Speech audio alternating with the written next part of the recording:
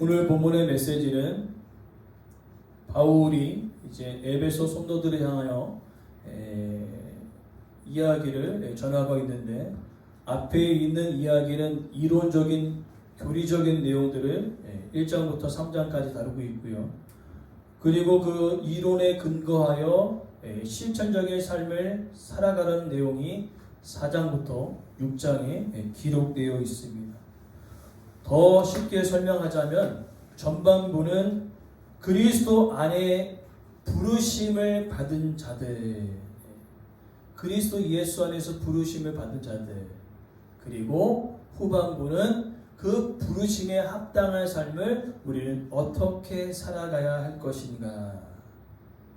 그러면서 그렇게 부르심에 합당한 삶을 살아가기 위해서는 우리의 삶 가운데 늘 영적 전쟁들이 우리 가운데 있음을 이야기하고 있는 것입니다. 좀 더 쉽게 설명을 할까요? 주님께 더 헌신하고 말씀을 순종하고 주님을 닮아가고 하나님께로 더 가까이 나아갈수록 우리의 전쟁은 더욱더 치열해진다는 것입니다. 더 거칠어지고 더 힘겨워질 것이라 이야기하고 있는 것입니다. 그러면서 우리가 눈에 보이는 총과 화살과 대포들은 우리 가운데 보이지 아니할지라도 우리가 기도하면서 이런 영적인 흐름들을 우리는 느낀다는 것입니다. 그리고 이 전쟁은요, 주님 다시 오실 그때까지 계속적으로 일어날 것이라 이야기하고 있는 것이죠. 그러면서 우리는 이제 살펴보아야 합니다. 우리가 믿음의 생활하면서 우리 안에 너무나 평화롭고 너무나 전쟁이 하나도 없이 지속된다면 여러분 어떻게 생각하시겠습니까? 오늘 바울은요, 우리가 이 땅 가운데 육신의 몸을 가지고 있지만 보이지 않는 영적 전쟁을 늘 하고 있음을 이야기하고 있는 것입니다. 그러면서 너무나 평안하고 아무 일도 일어나지 않는 그들을 향하여 두 가지로 이야기하고 있는 것입니다. 따라합시다. 전쟁에 참여하지 않는 자. 또 한번 따라. 전쟁을 피하는 자. 전쟁에 아예 참여하지 않는 자가 있고 전쟁을 피하는 자가 있다라고 이야기하는 것이죠. 즉 전쟁에 참여하지 않는 자는 그리스도인이 아닙니다. 교회를 다니고 있지만 하나님과의 관계가 없는 자이고요, 그리스도 안에 있는 자가 아니라 그리스도의 밖에 있는 아주 불쌍한 사람 중에 하나라는 것이죠. 또 한 부류는 무엇입니까? 전쟁은 알아요. 전쟁은 아는데 하기 싫습니다. 그래서 피하는 자입니다. 그래서 전쟁을 늘 피하기 때문에 그의 삶은요, 전쟁이 일어나지 않기 때문에 평안한 거죠.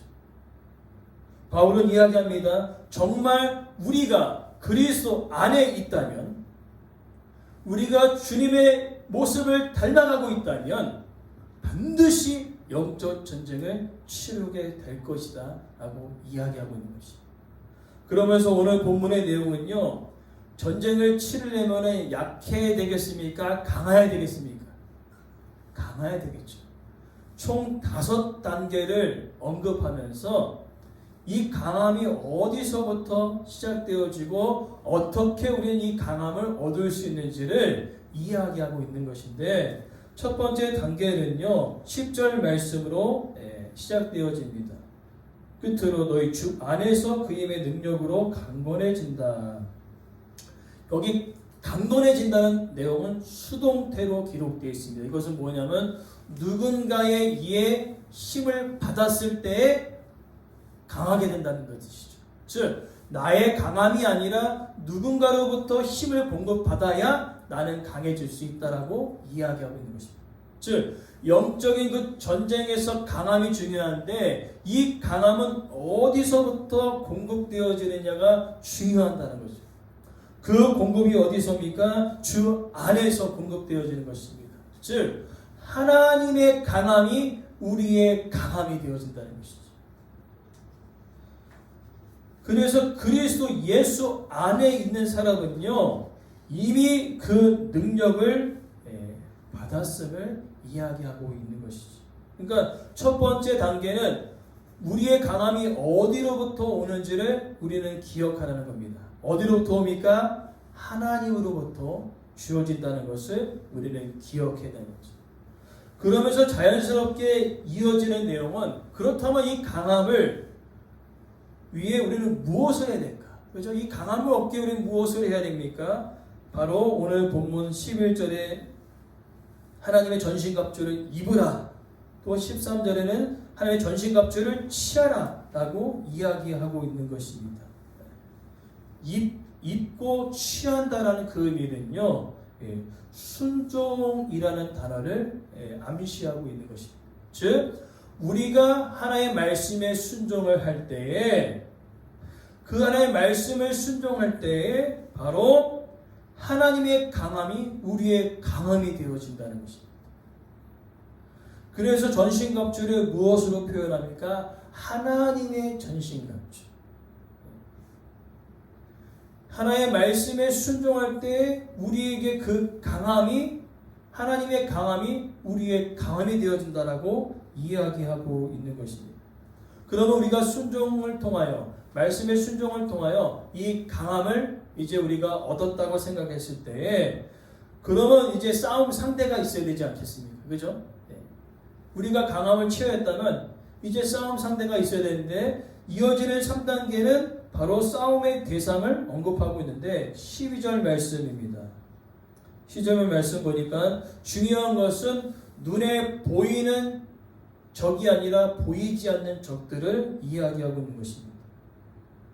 특별히 오늘 본문의 이 싸움을 씨름에 비유하고 있는데, 이 씨름보다는 레슬링과 같다라고 생각하시면 됩니다.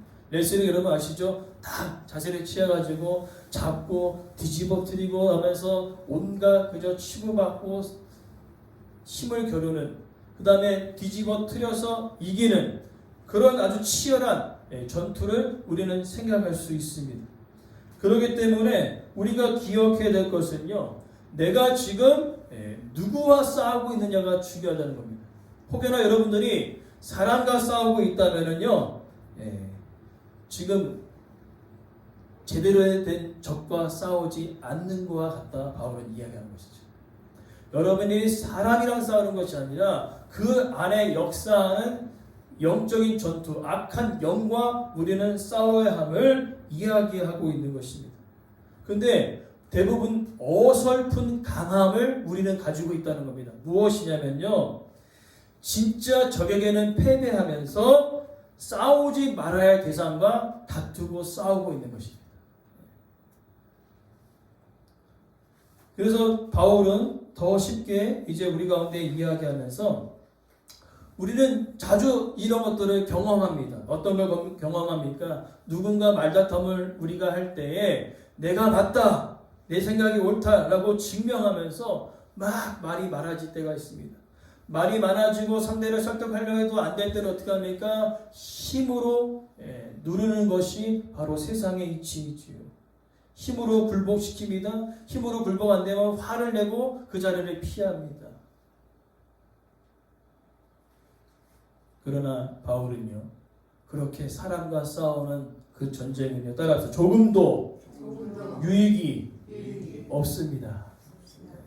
조금도 유익이 없다라고 이야기하고 있는 것입니다. 왜냐하면요, 그 안에서 다툼과 분열을 일으키는 것은요, 그 사람이 아니라 그 사람 가운데 역사하는 악한 영에 있다는 것이죠. 바울은 그것을 염두에 두라는 것입니다. 내가 지금 누구와 싸우고 있는가? 눈에 보이는 사람과 싸우고 있다면 이미 우리는 그 전쟁에서 실패한 것입니다. 그러나 눈에 보이지 않는 그 악한 영들을 대항하여 우리가 싸우고 있다면 우리는 진짜로 제대로 싸우고 있는 것이죠. 오늘 바울은 그렇게 이야기하고 있는 것입니다. 하나님의 강함이 나의 강함이 되어지기 때문에 바로 나는 싸울 대상을 바로 안다는 거죠.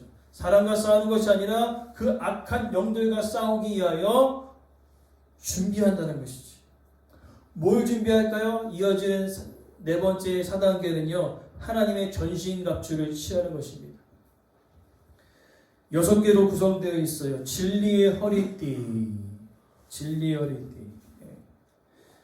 우리가 이 세상을 살아갈 때에 세상의 방법을 따를 것인가 진리를 따를 것인가 라는 그 선택의 기로에 항상 우리는 있습니다.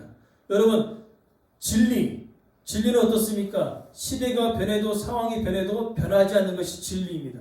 세상은 어떻습니까? 시대에 따라 환경에 따라 세대에 따라 변하는 것이 말이 세상 사람들의 말이라는 겁니다. 그렇게 시대에 따라 상황에 따라 변하는 것을 진리라고 이야기하지 않습니다.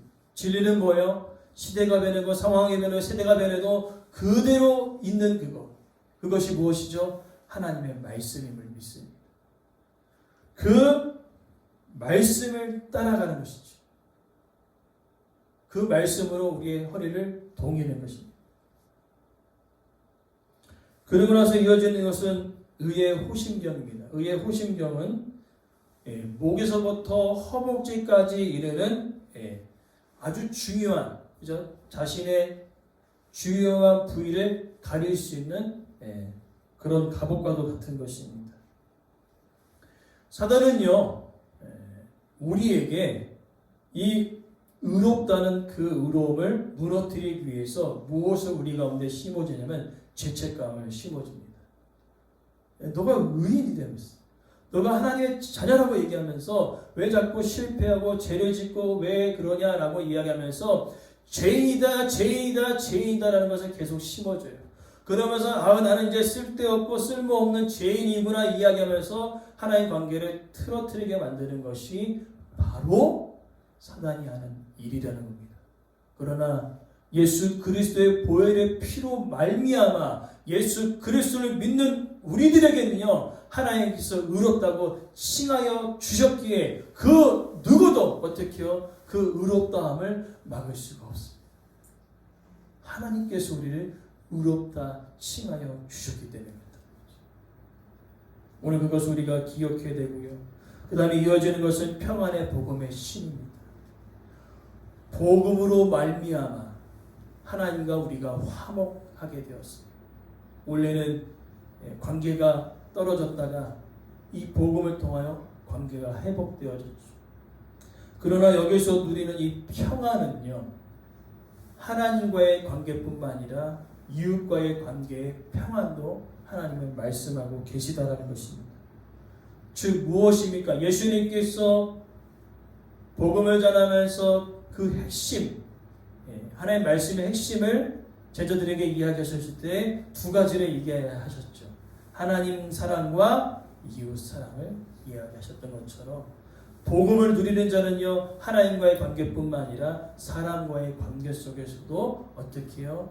평안하고 화목케 하는 그런 일들을 우리가 해야 되는 것입니다. 그리고 이어지는 것은 믿음의 방패입니다. 로마 병사는요, 길이가 1.4m의 방패를 가지고 싸운다고 합니다. 그렇기 때문에 이 방패가 상당히 커가지고요, 모든 불화살과 웬만한 것들은 다 막을 수 있는 이 방패가 되어집니다. 그리고 로마 사람들의 칼은 짧을까요? 길까요? 짧습니다. 짧아가지고 방패로 막으면서 어떻게 해요? 짧은 칼로 집중해서 깊숙이 들어가서 적군을 물리치는데, 오늘 본문의 이 믿음의 방패를 우리가 기억할 때 사단은요, 어떻게 이야기합니까? 악한 자의 모든 불화살입니다. 우리를 무너뜨리기 위해서 수단과 방법을 가리지 않는다라는 것을 여러분 기억하시기 바랍니다. 각자 우리의 연약한 부분들이 있지요. 각자 연약한 부분들이 있습니다. 사단은요, 그것을 너무나 잘 알아요. 그래서 이 사람은 이거, 저 사람은 저거, 이것을 딱 건들면 믿음이 와르르르 무너질 것을 사단은 너무나 우리를 잘 알아요. 하나님도 우리를 잘 아시지만 사단도 우리를 잘 알아요. 그러나 그때 우리에게 필요한 것이 무엇입니까? 바로 믿음입니다. 그 믿음으로 모든 불화살을 막아낼 수 있는 것이죠. 그리고 이어진 내용은 구원의 투구입니다. 여러분, 구원의 확신이 있으십니까? 예수님을 믿으셨기 때문에 우리가 하나님께서 거하신 그 천국에 함께 감을 믿으세요? 이것이 엄청나게 중요한 것입니다.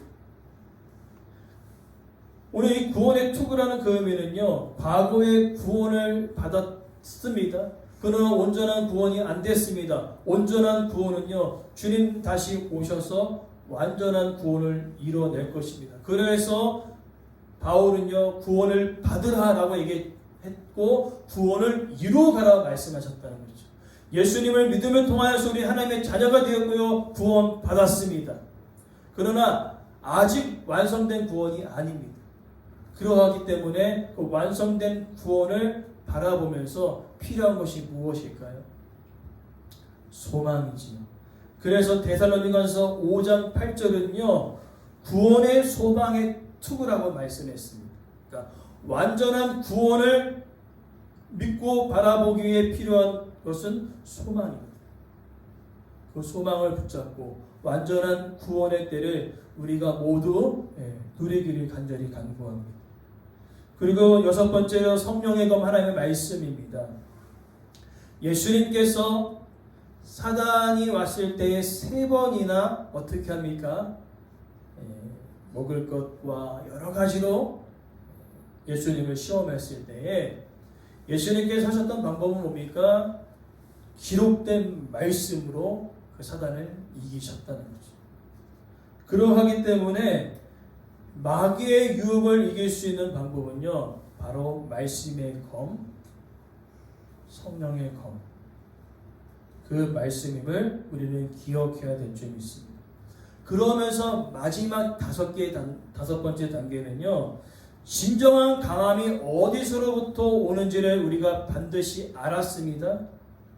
그래서 생각할 요소는 무엇입니까? 나의 약함을 강함으로 채우기 위해서 딱 한 가지 방법이 필요합니다. 바로 기도입니다. 기도는요, 내가 연약함을 아는 자들이 기도할 수 있습니다. 나의 약함을 알지 못하고 나의 약함을 인정하지 못한 사람들, 나의 힘으로 할 수 있다고 이야기하는 사람들은요, 절대 기도하지 않는다는 것입니다. 그러나 기도하지 않는 자는요, 하나님의 진짜 강함을 모르는 자라고 이야기하고 있습니다. 그러하기에 우리는요, 우리의 약함을 알기에 오늘 이 시대를 영적 전쟁을 치르는 우리의 삶 가운데 누구와 싸워야 될지 압니다. 그리고 말씀에 순종할 때 그 강함이 우리의 강함이 될 줄 믿습니다. 그러나 더 나아가 우리는 기도해야 된다는 것이죠. 하나님, 나의 연약함 가운데 하나님의 강함이 필요합니다. 사단은 누구보다 나를 너무나 잘 알아서 여러 가지 방법으로 나를 무너뜨리고 합니다. 그때마다 주여, 나에게 하나님의 강함으로 능력으로 역사하여 주셔서 그 수많은 영적인 전쟁에서 승리케 하여 주시옵소서 라고 기도해야 된다는 것입니다.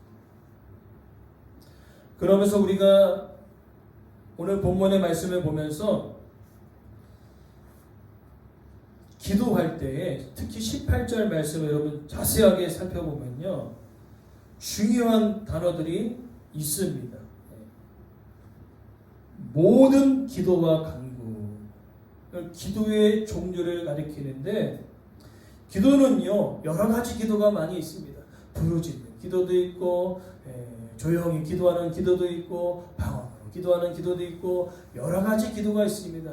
상황에 따라 다 다를 수 있어요. 그렇기 때문에 내가 방언을 못한다고 해도 주눅들지 않기를 바랍니다. 부르짖어 기도하면 되거든요. 또 부르짖어 기도하지 못하여도 괜찮습니다. 조용히 기도할 수 있습니다. 이 모든 기도, 우리가 기도할 때 각자 성향에 따라, 각자 방향에 따라 기도할 수 있다는 것을 우리는 기억해야 되고요. 그 다음에 또 기억할 단어는 항상이라는 단어입니다. 여러분, 항상. 사단은요, 우리를 무너뜨리기 위해 항상 쉬지 않습니다. 주님 다시 오실 때까지 영업을 계속해요. 24시간 영업하는 사람이 사단이에요. 그렇기 때문에 우리는요, 무시로 항상 어느 순간순간마다 기도할 수 있는 그런 영적으로 깨어있는 저와 여러분의 삶이 되어지길 간절히 소망합니다. 그리고 더 이야기합니다. 항상 힘쓰라. 여러분, 기도가 힘들어요? 쉬워요? 힘듭니다. 영적 전쟁이기 때문에요. 진짜 힘들어요. 그래서 항상 힘쓰라는 것입니다. 왜 그렇습니까? 힘쓰지 않으면 금방 무너지는 것이 우리의 연약함입니다. 그래서 제가 부탁드리는 것은 새벽에 오실 수 있는 분들은 새벽에 기도하시고 또 못 오시는 분들은 하루의 첫 시간 단 1분이라도 여러분들 기도하라는 이유가 바로 그거예요. 기도하지 않으면 그냥 무너져 버립니다. 기도하지 않으면 영적 전쟁에서 질 수밖에 없어요. 그래서 바울은요, 그렇게 기도하는 바울도 항상 힘쓰라고 이야기하고 있는 겁니다. 그리고 더 나아가 여러 성도를 위해 기도하라 이야기합니다. 기도의 대상을 여러분 넓히라는 것입니다.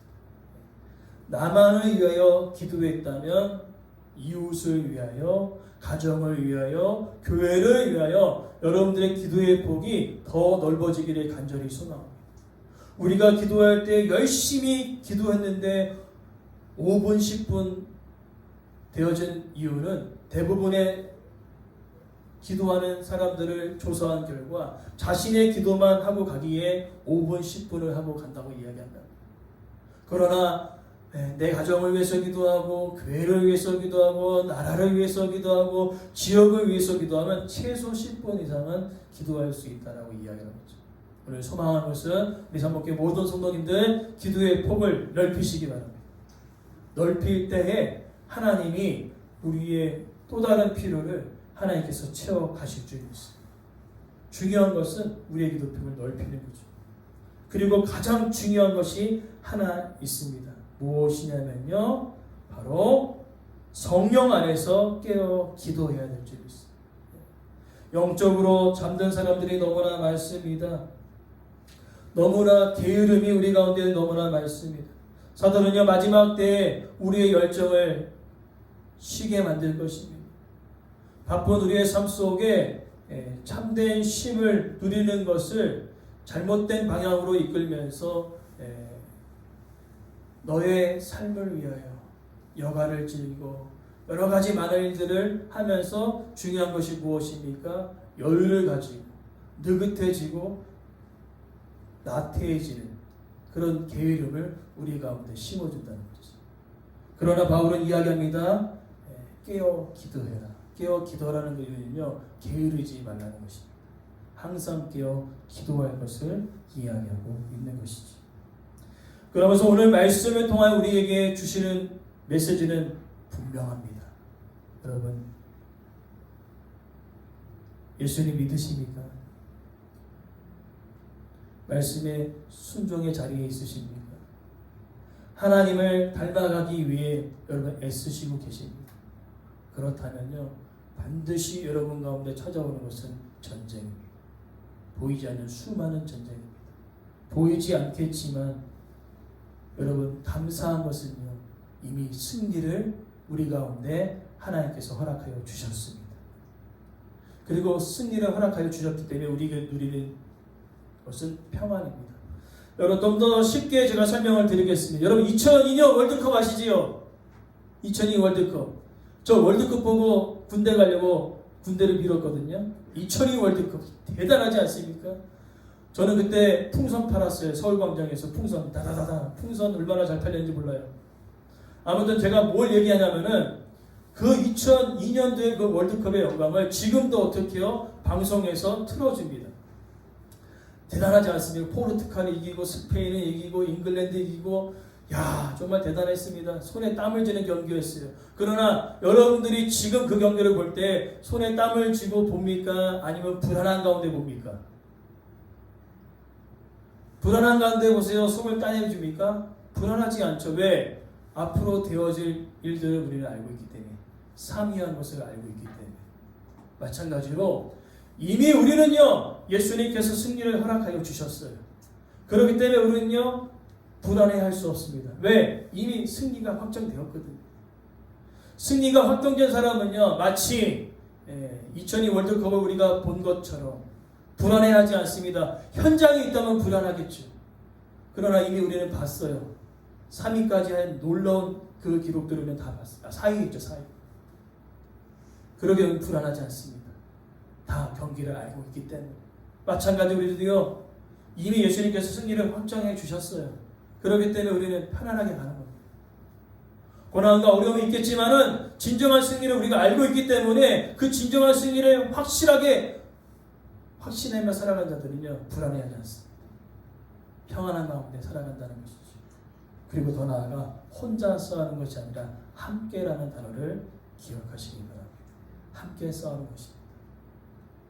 함께, 혼자 싸우는 것이 아니라 서서 함께 싸우고, 그러기에 우리의 강함은요 더욱더 강해지는 것입니다. 소망하는 것은 승리를 갈망하시기 바랍니다. 승리는 이미 우리 가운데 보장되었습니다. 패배에 익숙해지지 마시고요, 이제 일어서 기도의 자리로, 예배의 자리로 나와 이 영적 전쟁을 우리가 함께 싸우면서 이 지역에 있는 악한 영들, 악한 권세들을 무너뜨리는 그 일에 저와 여러분들이 하나 되어서 나아갈 때 이 지역에 놀라운 복음의 역사가, 능력이 나타날 줄 믿습니다. 결론은 무엇입니까? 영적 전쟁은 반드시 있습니다. 그러나 승리는 우리 가운데 보장되어졌기에 깨어서 항상 기도할 수 있는 우리의 삶이 이어지기를 간절히 소망합니다.